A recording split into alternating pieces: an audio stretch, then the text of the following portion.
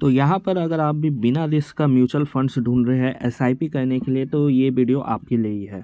यहाँ पर सबसे पहले तो आप जान लीजिए, म्यूचुअल फंड में इन्वेस्टमेंट करने का मतलब ही होता है कि हम मार्केट रिस्क को ले रहे हैं। अब मार्केट रिस्क क्या है? जैसे सोने का भाव होता है, वो कभी डाउन जाता है, कभी अप जाता है। तो यहाँ पर मान लेते हैं जब डाउन जा रहा है तो आप बेचने जाएंगे तो आपको लॉस हो जाएगा, लेकिन जब अप जाएगा तब आप बेचने जाइएगा तो आपको प्रॉफिट हो जाएगा।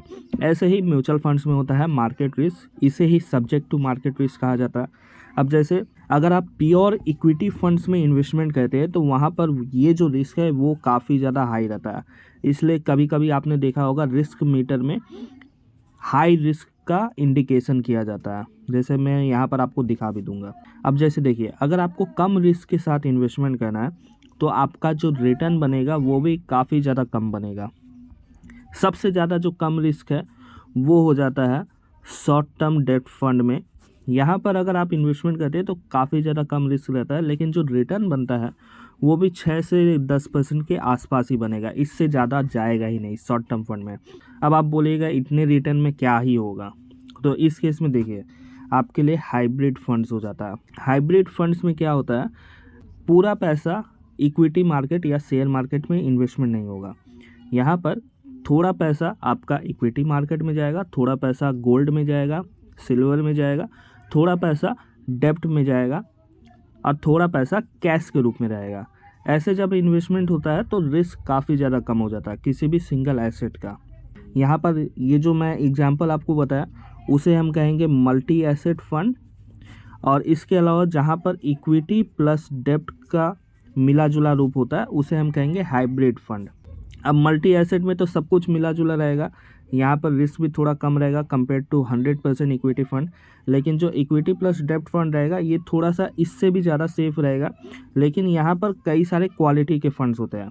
अब जैसे देखिए, एग्रेसिव हाइब्रिड फंड भी होता है, यहाँ पर इक्विटी का पोर्शन जो है वो ज़्यादा रहेगा और डेब्ट का पोर्शन थोड़ा सा कम रहेगा। फिर उसके बाद होता है बैलेंस एडवांटेज फंड।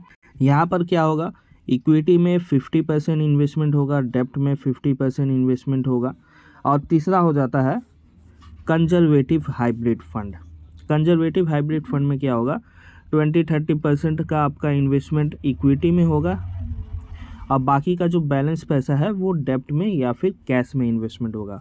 तो यहाँ पर कंजर्वेटिव हाइब्रिड फंड सबसे ज़्यादा कम रिस्क वाला हो जाएगा, और जो सबसे ज़्यादा हाई रिस्क विथ सेफ्टी रहेगा वो हो जाएगा एग्रेसिव हाइब्रिड फंड।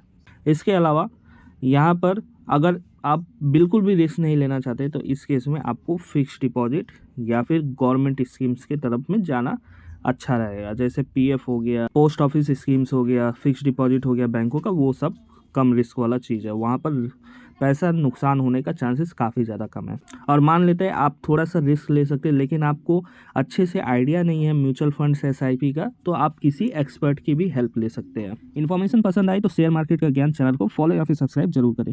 ऐसे ही और ज़्यादा वीडियोज़ के लिए यहाँ पर वीडियो चेकआउट करें।